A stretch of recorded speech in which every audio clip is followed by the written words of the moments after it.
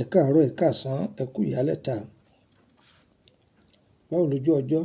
Ọ̀dẹ̀ ọ̀dà bí ẹyẹ wa kò ní yé e lẹ̀. Ọlọ́run ò ń ta fẹ́ ni kó ṣe, èyí tá fẹ́ lè jìnnà sí wa. Orúkọ mi ni Lukman ọmọ Ayédáre bàbá ọgbọ́n ọmọ ọ̀dọ̀ àgbà. Ẹ wá nǹkan kan fìdílé tàbí kan fìdílé nǹkan. Ẹ jájọ kẹ́kọ̀ọ́ ara dúkìá Ọlọ́run. Iṣẹ́ tí mo fẹ́ fún wa yìí, gbìyànjú kó dán o. Èmi ò dún ẹnu fún ọ,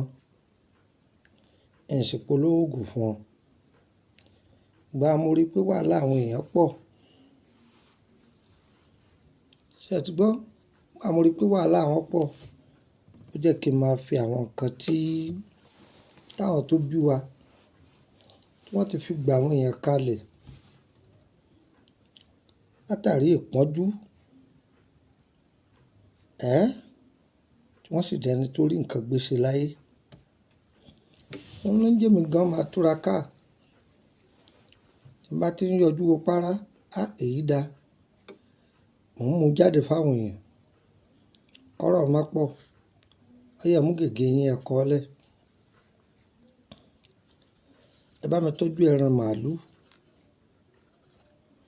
Irú ẹran màálù wo wà ní? Màálù abo màálù. Ẹran rẹ̀ ẹ tọ́jú ẹ̀, èyí tí ò wọ́ mi. Ẹran àgùntàn dada ni o. Àgùntàn dada mọ̀. Ẹ má wọrí. Àwòrán rẹ̀ òun lẹ̀ ń wò yìí. Ewé ògòdì ẹlẹ́wùjí, ẹyọ kan mo pè é gbanikọ́jẹ́ mi. Ewé ògò, ewé ọ̀là yọ́pọ̀ díẹ̀, ewé ìṣáájú ló ní tara wájú o. Ewé àbámọ̀dá, wọ́n ní àbámọ̀dá kì í dábàá rí kiri ọmọ wa rí. Àbátalágẹmọ bá dá òun lòrìṣà òkè gbà, gẹ́gẹ́ báwọn Yorùbá ti máa sọ. Ewé àbámọ̀dá á tọ́jú ẹ̀. Ẹ̀rùn àwọ̀ká á sì pè ní ẹ̀rùn ṣíírí. Nǹkan náà ní jẹ́ bẹ́ẹ̀.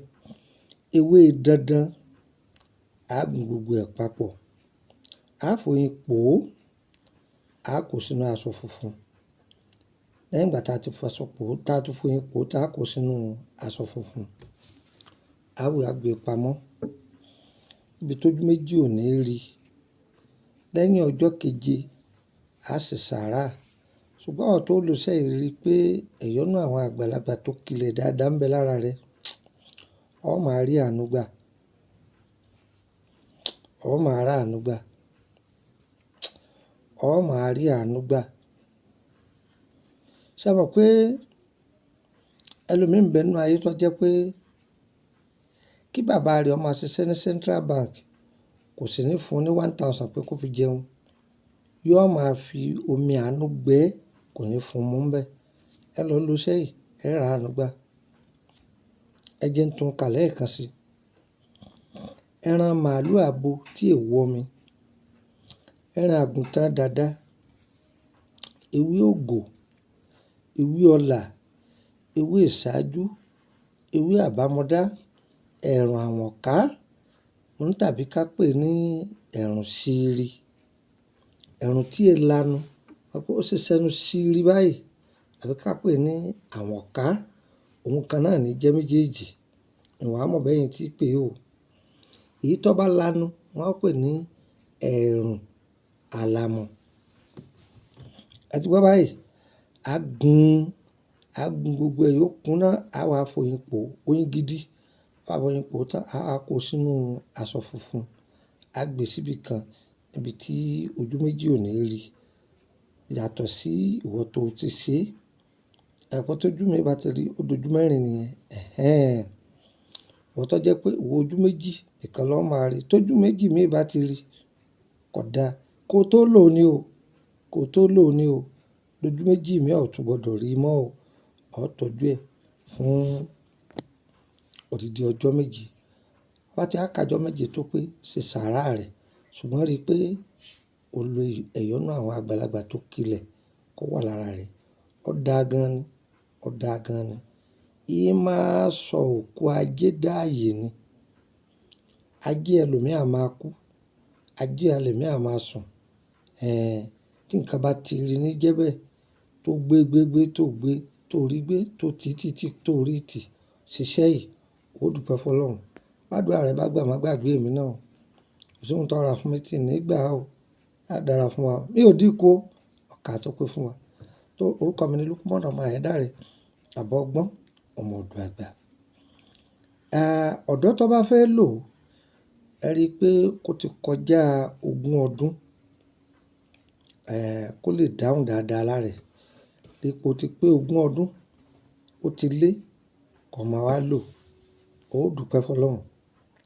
Ṣùgbọ́n ìwọ tó máa lo irú iṣẹ́ báyìí, gbìyànjú kó rí pé oníṣẹ́ kan lọ́wọ́ tó ń ṣe. Gbìyànjú kó rí pé oníṣẹ́ kan lọ́wọ́ tó ń ṣe o, ó sì jẹ́ nù. Ìdí ọlá rẹ tó jókòó sí, ibẹ̀ náà ni ó ti fa ọlá mi wọlé tó fi rí gbẹdẹmukayé tó fi rí lò, ó sì jẹ́ nù. Tó fáfàní ẹni tó fẹ́ bèrè nípa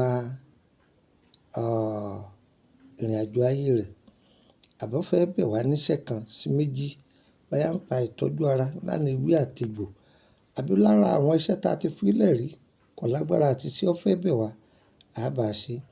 Àbí ìwọ tó fẹ́ wọ private group yàrá àṣírí, o lè pè mí. Àbí kó báyà bí tùràrí, ọṣẹ àtúndé nǹkan kan o fẹ́ rà, ẹ̀yin mẹ́rẹ̀ẹ̀rin tẹ láǹfààní àti pè nọ́mbà mi rè o. Níbo ni mò ń gbé? Ní Nàìjíríà. Ọmọ bíbí ìlú Ìṣẹ́yìn ni mí. Ǹjẹ́ gbọ́? Mò ń gbé ní ìlú Èkó. Ẹ bá ti dé Ìkòròdú garage, ẹ wọ mọ́tò tí ń lọ sí Báyékù. Ẹ bọ́lẹ̀ ní Emily bus stop, Emily Street, number 50, lẹ́gbẹ̀ẹ́ ilé lọ́yà.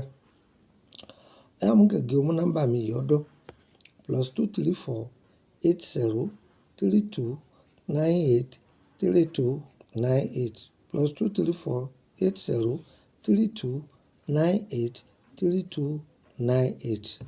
Òde ní +234 81 33 155 111 +234 81 33 155 111. Nọ́mbà méjèèjì tí mo fún yín, òun ni hotline mi. Tẹ bá pè mí direct tí ń gbé, mi ò sí lórílẹ̀-èdè Nàìjíríà ni o. Tẹ́nìkan bá ní bàbá ọgbọ́n lòun, tẹ́ ẹ bá ti gbọ́ Lukman ọmọ Ayédáre, bàbá ọgbọ́n, ọmọ ọ̀dọ̀ àgbà, orúkọ tó wà registered ni látọ̀dọ̀ CAC. Tó wà registered, òun ni Lukman Ayédáre, bàbá ọgbọ́n, ọmọ ọ̀dọ̀ àgbà, ó sì jẹ́ nù. Á dára fún wa o. Gbogbo ẹ̀yin tètò wa bá dọ́dọ̀ yín, ẹ má dé mọ́lẹ̀, ẹ̀yin náà má fi sahun. Ẹnìkan ojú bá fògùn sínú kú, ẹ máa ha ẹjọ́ kárí àwọn èèyàn. Wọ́n ṣàdúrà fẹ́yìn náà, yẹ̀yẹ̀ wa kò ní yẹlẹ̀. Àǹfààní wà fẹ́ni tó fẹ́ join public group o, ọ̀fẹ́ ni o. Ọ̀ láǹfààní àti bèrè kankan níbẹ̀. Ṣùgbọ́n ọ̀tọ̀ bá wà ní private, máa bèrè nípasẹ̀ àlá ni. Àwọn àjò kan la fi lẹ̀ ní òye ọ. Àbọ̀ fẹ́ bèrè iṣẹ́ mi ni. Má bèrè ògùn àfọ̀ṣẹ, má bèrè ògùn bọ́n, má bèrè ògùn àdá, má bèrè ògùn owó o. Àwọn ohun tá a lè máa fi ràn wá lọ́wọ́, àwọn ni ohun táwa ń ká yìí. Ṣé ń gbọ́ báyìí? Òun ni ohun táwa ń ká yìí, ó sì jẹ́ nù. Owó tó fi wọ bẹ̀, dí sefa, òun ló fi wọbẹ̀ tí ṣe 10,000 sefa ló fi wọlé. 10,000 naira Nàìjíríà tó ṣùgbọ́n àìsí parí, ó máa tún mi san. Tó bá ti lágbára omi, ayọ̀ kò mẹ́rin, ó sì jẹ́ nù. Ṣùgbọ́n àwọn tó sínú private group, wọ́n máa send message sí mi, ìní dá lóhùn o, ìní dá lóhùn o, ìní dá lóhùn o, kò jù bẹ́ẹ̀ lọ. Ẹ jẹ́ fún yín nọ́mbà orílẹ̀-èdè Benin, +229 54651928 +229 54651928. Ẹgbà kẹsì +229 54651929.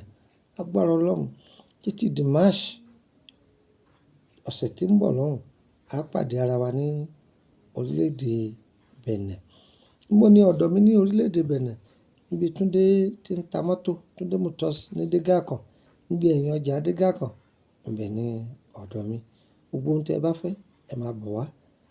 Èyí tí a bá mọ̀ nípa rẹ̀, a sọ.